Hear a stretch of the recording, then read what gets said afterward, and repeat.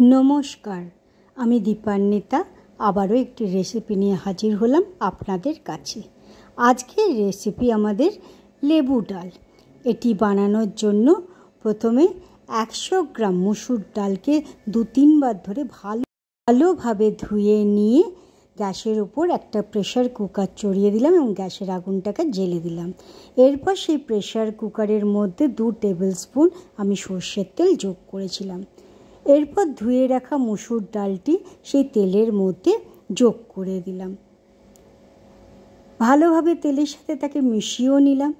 এরপর তাতে 3 থেকে 4 কাপ আমি জল দিয়েছিলাম।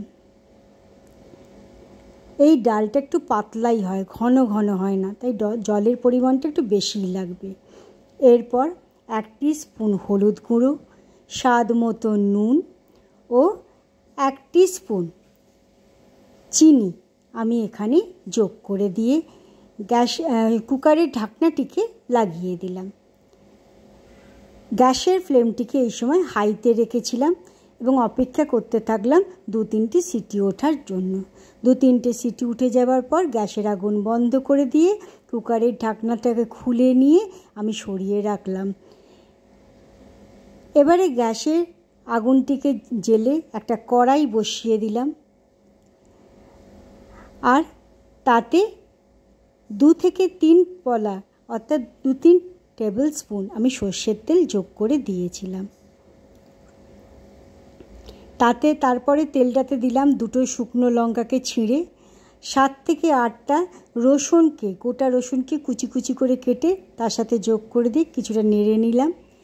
তারপর তাতে দিলাম 1 টিস্পুন কালো সর্ষে ও 1 টিস্পুন গোটা জিরে। তারপর দিলাম 1 টিস্পুন হিং।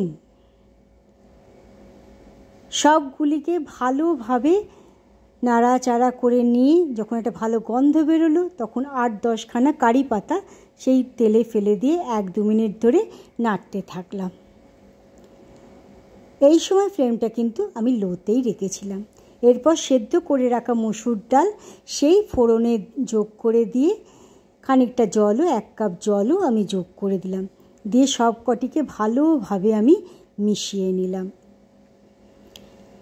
এবার 2-3 মিনিট ধরে হাই ফ্লেমে যখন ডালটা ফুটতে শুরু করলো তখন তাতে 1 মুঠো ধনেপাতা কুচি ও 3-4টে কাঁচা লঙ্কাকে মাঝখান থেকে চিড়ে দিয়ে সেই ডালের মধ্যে আমি যোগ করে দিয়েছিলাম। আবারও ডালটার সাথে ধনেপাতা কাঁচা লঙ্কাকে মিশিয়ে নিয়ে গ্যাসের আগুনটি বন্ধ করে দিলাম। এরপরে 2 থেকে 3 টেবিল স্পুন আমি লেবুর রস সেই ডালে যোগ করে আবারও কিছুটা মিশিয়ে নিলাম। এইভাবে আমাদের লেবু ডালটি তৈরি হয়ে গেল। আজকের রেসিপিটি কেমন লাগলো তা অবশ্যই জানাবেন। এই গরমে এই লেবু ডাল খুবই উপাদেয়। ধন্যবাদ।